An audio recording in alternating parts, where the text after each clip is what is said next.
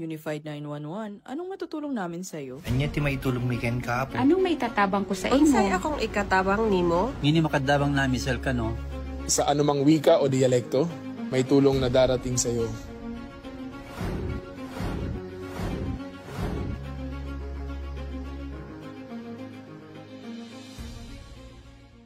Lilingkod sa bawat Pilipino at magbibigay ng tamang impormasyon para sa tahimik at maayos na Pilipinas. Police News Network, alagad ng batas, tagapagtaguyod ng balitang pulis, sandigan ng mamamayan, patnubay ng katotohanan. La Campo Crame, maghahatid ng pinakahuling kaganapan at nagbabagang balita. Ito ang PNN Police News Network. At ngayon, ang inyong mga tagapagbalita. Magandang araw, bagong Pilipinas. Ako ang inyong alagad ng batas, tagataguyod ng Balitang Pulis, Patrolman Joshua Jimenez. Maghatid ng tamang balita, kwento ng pulis at serbisyo para sa mamamayan, at ito ang PNP News Online. Ang pangunahing balita ng Police News Network, alagad ng batas, tagataguyod ng Balitang Pulis.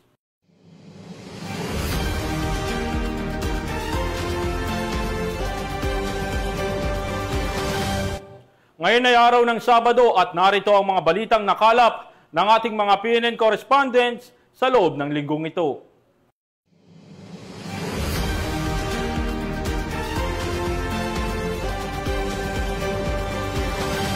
Para sa unang balita, arestado ng Kalawan PNP ang isang regional level most wanted person na naharap sa kasong rape sa pamamagitan ng isirwang operasyon na nagresulta sa kanyang agarang pagdadakip. Yan ang balitang tinutukan ni Patrolwoman Mary May Sarturio. Naaresto ng mga operatiba ng Kalawan Municipal Police Station ang suspect na kabilang sa regional level most wanted person sa lalawigan ng Laguna. Kinilala ni Police Colonel Jonor R. Yupio, Acting Provincial Director ng Laguna Police Provincial Office, ang suspect na si alias Mar, residente ng Kalawan, Laguna. Sa bisa ng warrant of arrest, naaresto ang suspect para sa kasong qualified rape of a minor, 2 bilang na walang inirekomendang piyansa. Kasalukuyang nasa custody ng Kalawan Police ang arestadong akusado para sa dokumentasyon at tamang disposisyon. Mula rito sa Calabarzon, ang Police News Network correspondent, Patrolwoman Mary May Sarturio, alagad ng batas, tagataguyod ng Balitang Pulis. Maraming salamat, Patrolwoman Sarturio. Nagsagawa ng feeding program at pamamahagi ng food packs ang Pangasinan First Provincial Mobile First Company bilang bahagi ng kanilang patuloy na serbisyo at pagtulong sa mga pamilyang nangangailangan sa komunidad. Ang magandang balita ay ibabahagi ni Police Corporal Joanna Marie de los Santos. Sa pagpapatuloy ng advokasya ng kapulisan na maghatid ng serbisyong may puso, nagsagawa ng feeding program at distribution of food packs ang Pangasinan First Provincial Mobile Force Company nito lamang Lunes sa Sitio Kadamat, Barangay Bolo, Labrador, Pangasinan. Pinangunahan ito ni Police Lieutenant Colonel Leonard C. Paredes, Force Commander, kasama ang Advisory Council at mga barangay officials. Tiniyak ng kapulisan na mabigyan ng sapat na tulong ang mga pamilyang higit na nangangailangan, lalo na't malayo ang lugar at limitado ang paunahing serbisyo. Kasabay ng pamamahagi ng ayuda ay ang feeding program para sa mga bata sa lugar. Ayon sa Pangasinan First Provincial Mobile Force Company, bahagi ito ng kanilang patuloy na programa sa pagpapatibay ng ugnayan sa mamamayan. Naniniwala ang unit na ang presensya at pakikipag-ugnayan sa mga residente ay mahalaga upang mapalago ang tiwala at kooperasyon sa pagitan ng PNP at ng pamayanan. Nagpaabot naman ng taus-pusong pasasalamat ang mga residente ng Sitio Kadamat sa tulong at serbisyong kanilang natanggap. Tiniyak ng Pangasinan First PMFC na magpapatuloy ang mga ganitong gawain upang lumikha ng mas ligtas, maayos at mapagkalingang komunidad para sa lahat. Mula dito sa Ilocos Region, ako ang inyong PNN correspondent, Police Corporal Joanna Marie de los Santos, alagad ng batas, tagataguyod ng Balitang Pulis. Maraming salamat, Corporal de los Santos. Nagsagawa ng relief operation ang Silay PNP sa Negros Occidental upang magbigay ng tulong at suporta sa mga pamilyang naapektuhan ng kalamidad sa rehiyon. Patrolwoman Andrea De Palubos sa balita. Sa diwa ng serbisyong may malasakit at alinsunod sa PNP Core Value na makatao, nagsagawa ang Silay Component City Police Station ng isang makabuluhang relief operation para sa mga pamilyang naapektuhan ng Bagyong Tino at Bagyong Uwan sa lungsod ng La Carlota, Negros Occidental nitong ika-14 ng Nobyembre taong kasalukuyan. Pinangunahan ni Police Lieutenant Colonel Mark Anthony D. Daroca, hepe ng Silay Component City Police Station, kasama sina Honorable Councilor Darrell Hinulan at Honorable Councilor Mike Maravilla, matagumpay na naipamahagi ang 401 na food packs para sa mga evacuees. Ang kanilang pagkilos ay sumasalamin sa taus-pusong malasakit ng Philippine National Police sa kapakanan ng mamamayan, patunay na ang tunay na serbisyo publiko ay higit na nararamdaman sa oras ng pangangailangan. Nakibahagi rin sa nasabing aktibidad ang Special Action Force sa Gay Component City Police Station sa pangunguna ni Police Lieutenant Colonel Alvimar M. Flores at La Carlota Component City Police Station na pinamumunuan ni Police Lieutenant Colonel Eduardo B. Corpus. Ang kanilang sama-samang pagkilos ay nagpakita ng matibay na diwa ng bayanihan at dedikasyon sa tungkulin. Higit pa sa pamamahagi ng tulong, ang aktibidad na ito ay nagpapatunay ng misyon ng PNP na maging sandigan ng mamamayan sa gitna ng sakuna, maging tagapagatid ng seguridad, at maging inspirasyon ng pag-asa. Ang kanilang presensya sa bawat komunidad ay paalala na hindi nag-iisa ang publiko. May kapulisan na handang mag-alay ng serbisyo na may malasakit at integridad. Ang relief operation na ito ay hindi lamang simpleng pamamahagi ng ayuda. Ito ay malinaw na pagpapakita ng pangako ng Philippine National Police na maglingkod ng tapat, makatao at may puso. Sa bawat food pack na naipamahagi at bawat kamay na kanilang inabot, muling pinapatunayan ng ating kapulisan na ang tunay na diwa ng serbisyo ay nag-ugat sa pagmamalasakit at pagkakaisa.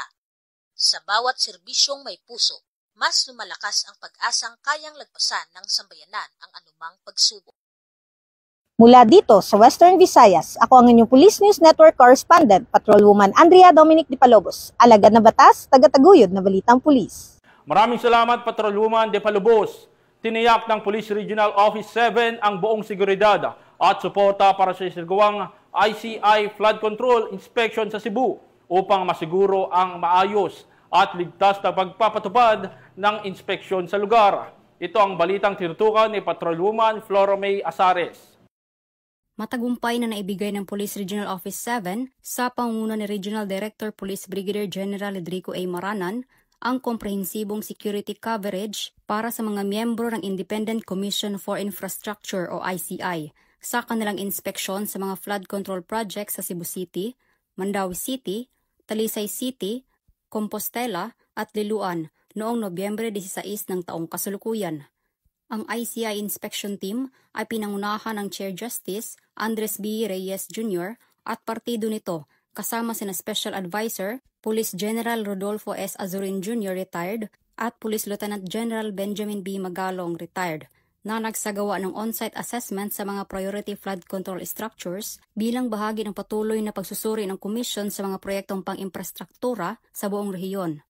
Upang matayak ang kaligtasan at tuloy-tuloy na paggalaw ng mga miyembro ng ICI, ang Pro-7 ay nagtalaga ng mga pangkat ng seguridad sa bawat ruta, mga mobile patrol unit, at mga tagong tauhan sa lahat ng natukoy na lugar ng inspeksyon. Ang Regional Director ay nag-activate din ng malapit na koordinasyon sa mga kinauukulang local government units at engineering offices para pamahalaan ang site access at mapanatili ang pampublikong kaayusan sa buong operasyon. Binigyang diin ni Police Brigadier General Maranan ang responsibilidad ng Pro-7 sa pagsuporta sa misyon ng ICI at ayon sa kanya, our mandate is not to interfere with their work, but to provide an environment where the ICI can carry out its inspection without disruption.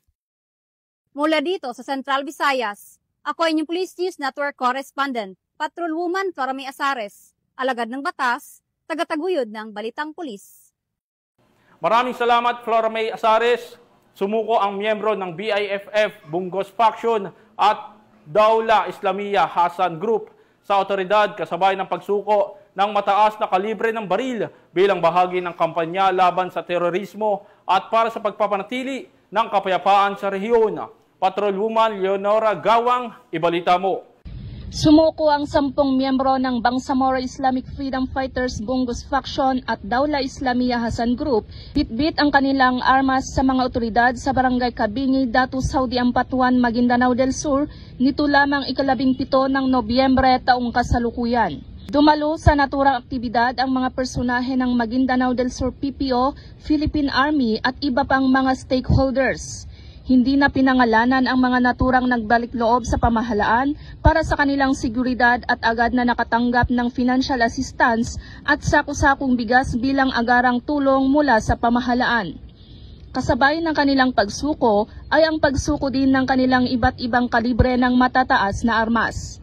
Patuloy ang pamahalaan, katuwang ang militar at PNP sa pagtaguyod ng kapayapaan at kaayusan sa ating bansa sa tulong ng mamamayan upang labanan at matuldukan ang anumang uri ng krimen at insurhensya.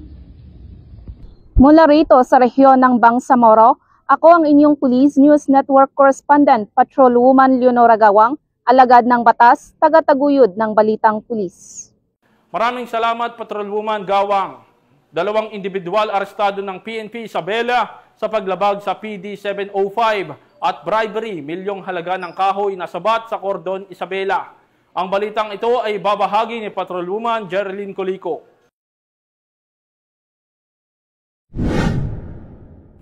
Naharang ng mga otoridad ang milyon-milyong pisong halaga ng iligal na kahoy na nagresulta sa pagkakadakip ng 2 lalaki sa inilatag na boundary checkpoint sa Barangay Kakilingan, Cordon Isabela kahapon, 17 ng Nobyembre taong kasalukuyan. Kinilala ang mga suspect na sina alias Paul, 45 taong gulang, driver, at alias Omar, 43 taong gulang, helper na kapwa residente ng Barangay Nara, Etiaga, Isabela. Ayon sa ulat, napansin ng mga operatiba ang kahina-hinalang kilos ng isang lalaki na lumapit sa nakaduty na pulis at basta na lamang nag-alok ng 20,000 na halaga ng pera kapalit ng hindi malinaw na pabor na tinanggihan naman ng pulis. Makalipas ang ilang sandali, dumating ang isang 10-wheeler truck na kargado ng mga troso at nakasakay sa passenger seat ang lalaking nag-alok ng pera. Nang tanungin ang driver ng truck at helper, sinabi ng mga ito na sako ng mais ang kanilang sakay, pero dahil sa kahina-hinalang bigat, sinuri ito ng mga pulis. Dito na tumambad ang mga sako na naglalaman ng libu-libong board feet ng kahoy, kabilang ang nara, mga sako ng rice hull, at mais at half-cut na plastic bottle powder residue na ginamit para maitago ang mga kahoy.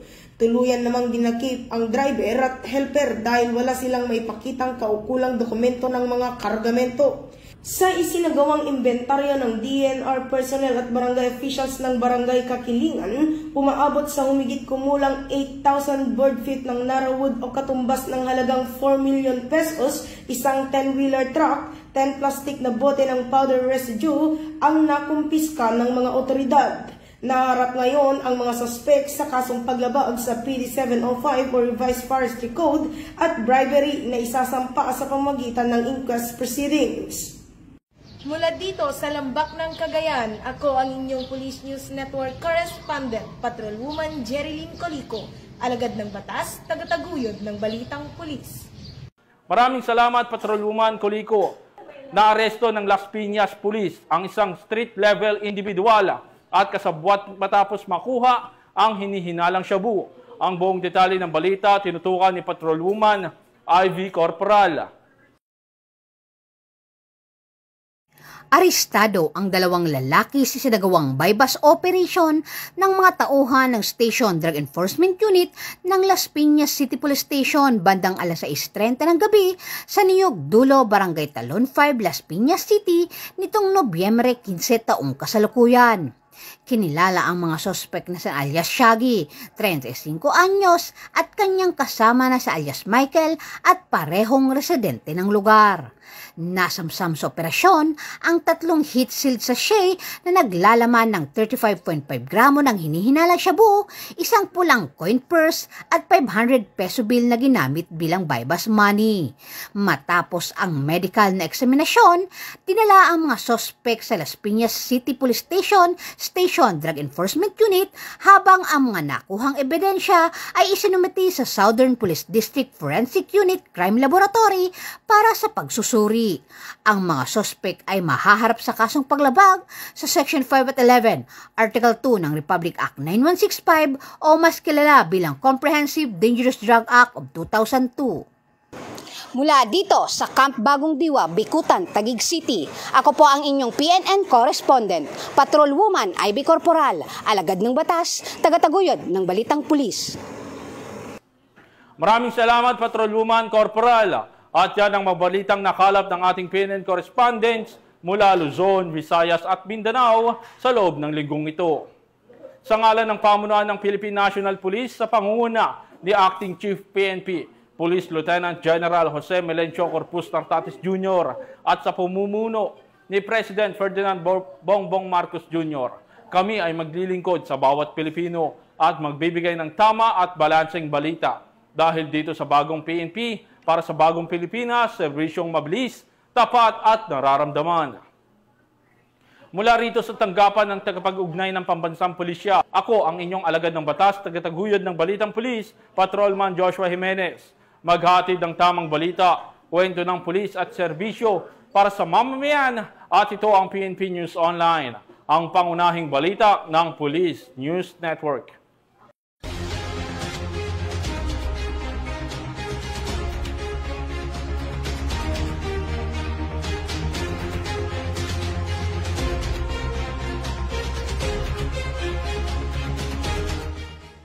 Police News Network, alagad ng batas, tagapagtaguyod ng balitang pulis.